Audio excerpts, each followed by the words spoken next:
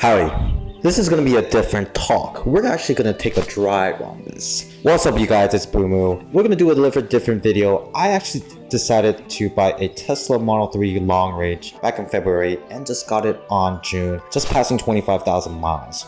I'll do a video on why I got it and some of my experiences, but let's talk about Uber specifically and do the driving experience earning with the Tesla Model 3 and EV vehicle. Uber actually has this promotion where you can actually rent out a Tesla Model 3 for $334 a week. They have a promotion basically talking about instead of putting all the risk and liability, all the maintenance and the oil on your own vehicle, why not just put it on someone else's vehicle, which is basically Uber themselves renting out the vehicle. Now, I actually put a comment on a different video that I screenshot and posted that there's hidden fees. Pretty much the first couple of days, all you're doing is recouping the money. And there's actually a lot of YouTube videos that talk about renting out a Tesla Model 3 and how much they earned. And I think it just depends on the city and the region that you are, because every city and region and where you drive and the demographic is a little bit different, state by state and the location. So I generally gonna just talk about my experience here in Orlando, Florida. I live by International Drive, where I'm 20 minutes away from the airport, 20 minutes away from Disney, and another 15 minutes away from SeaWorld, from vacation or a little getaway. The process of applying for Uber is pretty self-explanatory. You can do everything through the app. They're gonna just basically ask some documentations like your driver's license, your license registration, what kind of vehicle that you're driving, and are you insured, just to make sure you're up to code and you're legally able to drive and put passengers on your seat. Now, if you have a vehicle that's 2006 and older, I think they want you to stop by on their destination to see if the vehicle is still in good condition and is able to drive and drivable for customers to get in, for their safety and for yourself as well. I don't think they accept two-door vehicles just because it's considered sport. You cannot put a lot of passengers and squeezed in, so it doesn't give that really convenient experience. So when I did it in 2016, when I tried to do it on my two-door Honda Accord Coupe, I wasn't able to be accepted or be eligible for it. So that was a darn shame during that time. But here we are in 2022. Basically, once you provide the documentations along with your social security, also you want to provide your whatever checking account that you have so they can actually pay you as well. It actually just takes a whole day for them to accept it. It's not like you have to wait a whole background process that takes a couple days from now, which is very convenient and great in all aspects if you're trying to earn money and just trying to get accepted right away. So that's something that you guys can look forward to. And once you get accepted, they want you to take certain classes just so you know the safety etiquette, not to bother people, feel like you're harassing them. What if you deal with a disabled person, how to have an etiquette. And it gives you really foundation of good training that I would recommend, and I learned a lot itself. And they require you to finish the video in order to go on the road, which I think is a really good plus and a good way to set the right expectations for the company, for the customer, and for the driver who's actually starting for the company, which is great. When you start, right, it's pretty actually easy. Once you get on the app, the driver app, of course, you just click on the blue button and go online. It's going to give you populate potential earnings. If you want to accept it, you just click on the screen and basically you are going to take control of that ride. It's going to drop you a pin where the rider is and where the person is located. The cool thing is not only does it show you what the pin is exactly, it'll give you the address along with the Uber app. What it does is you can also guide yourself from going to Apple Maps or Google Maps. I personally like Google Maps just because it's more accurate, and Apple Maps is kind of vague when it comes to the accurate destination per se on the exact spot. So I like using that. But the cool thing about the Uber map is actually it shows where exactly the rider is, where they're located at, either if they're in their apartment or inside their house. And as they're walking towards their car, it will show you that as well, which is pretty cool. It's kind of creepy for those who are looking at the other side just because it's exposing their location. For someone who's a driver and trying to find out exactly where they're located and how soon they're going to come, it's really convenient. Also, supposedly they are taking a while, right? Uber actually charges that driver. It's nothing crazy. I think it's 17 cents per the minute. So I had to wait 2.5 minutes and they gave me extra 50 cents, which is not really crazy, but it actually gives the urgency for the the rider to actually come sooner to your car.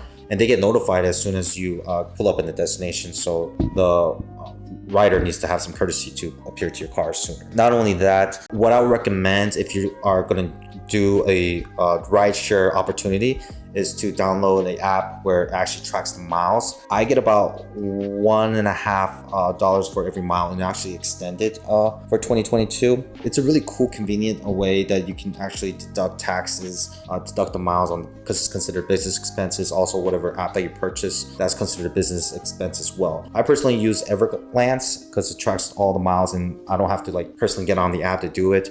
It just tracks my location based on how fast I'm driving versus walking, so it knows the difference of if I'm driving or riding or not. Plus, you swipe right or left, so it knows what's personal, what's business. So it's really hands-on and more convenient the way, and also you can save your money and protect yourself when it comes to paying taxes and business expenses as well, which is really cool. When you pick up the person, right, all you do is swipe right, and then it's going to take in automatically to the ultimate destination, which is their end destination.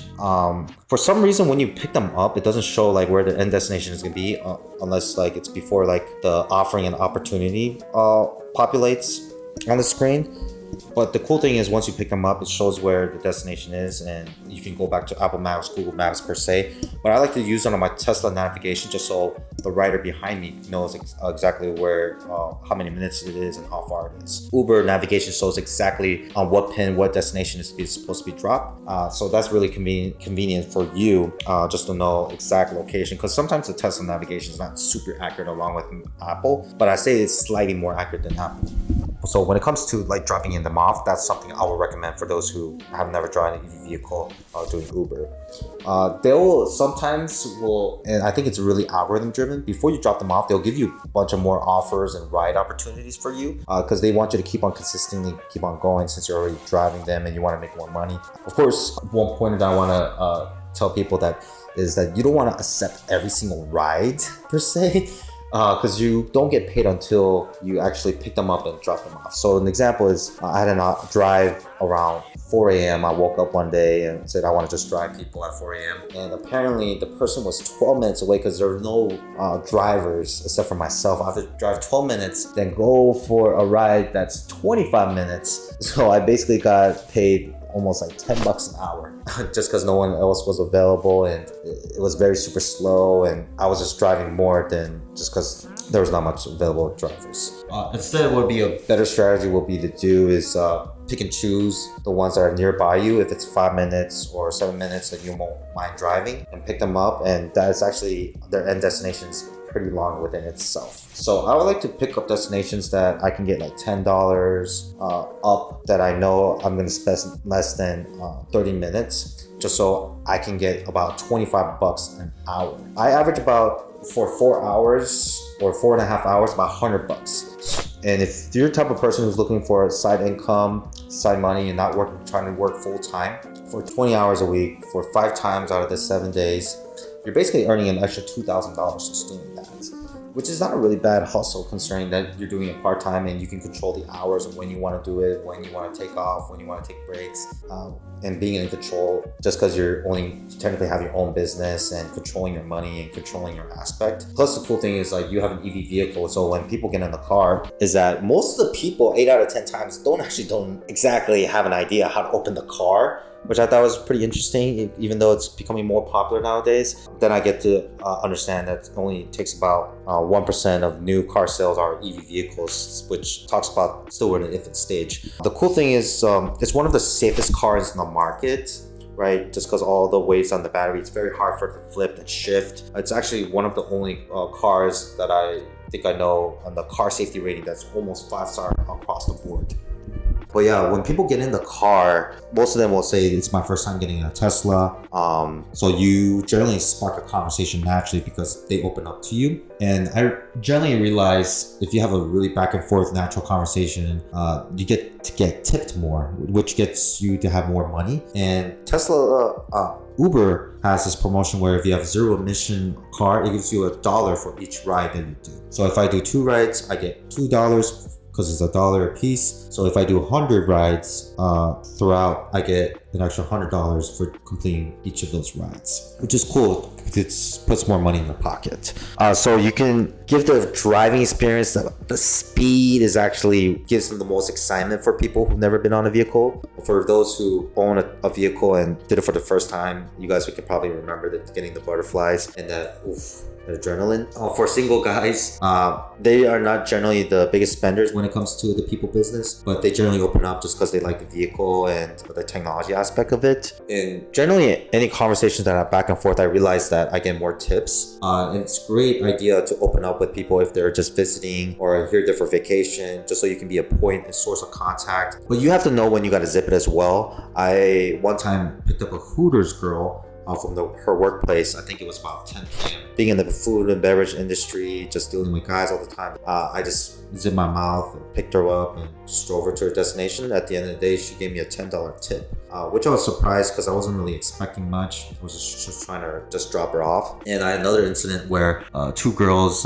they just got off the hospital. I guess they were injured or something, but they had to make to a bus stop at a certain time because I could hear them, because obviously I didn't want to purposely eavesdrop, but I was able to eavesdrop because obviously the windows were closed and they were on my own vehicle and my own property, so I couldn't really have a choice but to listen to them. And so I made the conscious decision just to speed and making on time. We were supposed to be there at 12:35 with my original navigation time. Then I sped up. I was able to make it at 12:30, and I ended up making a $5 tip. And they said, "Thank you so much for making the time and driving fast. We just had to make it in time." And after 5 minutes later, once I dropped them off, they gave me a $5 tip.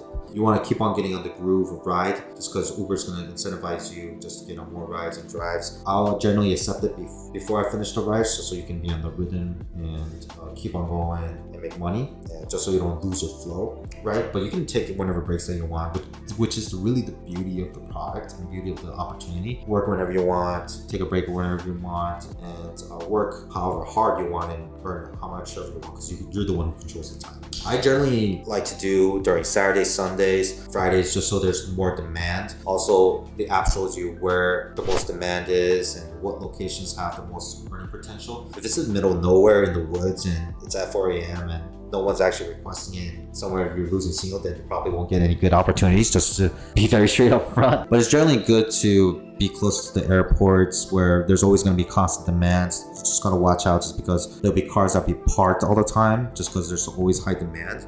So you got to, when you first start, I always recommend people to accept certain rides in a row, just so you can get to the flow, have a more understanding of your general area, and you get to find out some cool places that you didn't even know, or certain bars or avenues that you wouldn't generally reach out. It's a really cool way to just find out new places and new bars and restaurants that you probably never discovered before at the same time. The EV vehicle experience is pretty cool for people who never experienced it, just because you can obviously talk about the car, why you purchased it.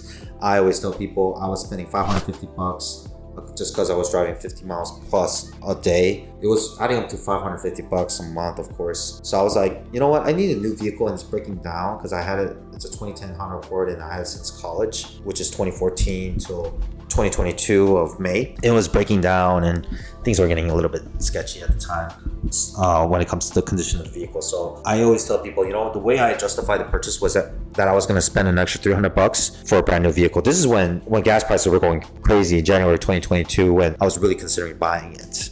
I thought the gas prices would keep on going up. So how I looked at it is I was locking in my gas price, and I was buying a new vehicle for $300 on something, the money that I'm spending on gas anyways, and replacing it on an asset, which is my vehicle.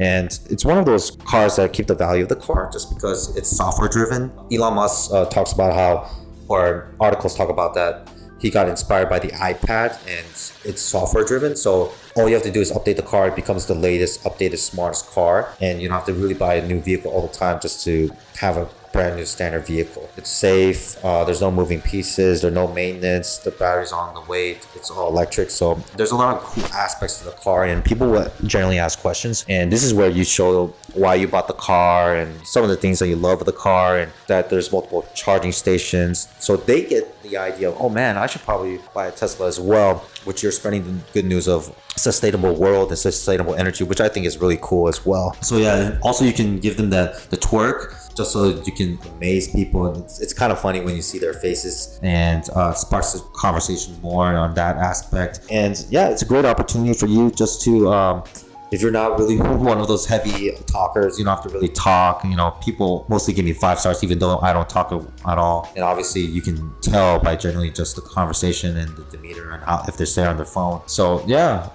that's some of the tips that I have got for you guys. Make sure you download the app, so that tracks your miles, and so you can deduct while you're driving, and so you don't have to spend heavy expenses to that. And I'll put the link below just so you guys can be more convenient. Also, a good point is also have a behind the center console is a C-port charger. So I put a iPhone charger and an Android charger. I'll put in the link below so you guys can take advantage and help people who are in a longer ride or low in juice, just so they can have that good driving experience, right? I know some people that have waters on their center console, or they would have some napkins during the cold weather. Or I generally don't do that, but I will ask them if they're hot and cold, just so if they want a colder temperature or warmer temperature. I put the music low just so I listen to music that I like, and most people don't really care like what music you listen to, which I like because I just like listening to music that I like to drive. But yeah, overall it's a really cool experience just to do it, and it just gives you that unfair advantage where you're one of the few EV vehicles and one of the few people that have given the first electrical vehicle experience to it. So yeah, you will get to earn more money. You definitely get earn 4 or 5 extra bucks just for having that car, and especially for those who are driving a lot and knowing that it's not going to wear and tear your vehicle. It's a great way to replace the money that if you're spending huge money on gas or spending 3 figures and up, and you feel like switching over to a new vehicle. It's a great transition to do it. I'll make a video on why I bought the vehicle, some of the great things I like about my vehicle, some things that could be done better. I'll share that video on the next. But yeah, if you guys like content like this, give it a like, subscribe, and I'll see you guys in the next video. Peace.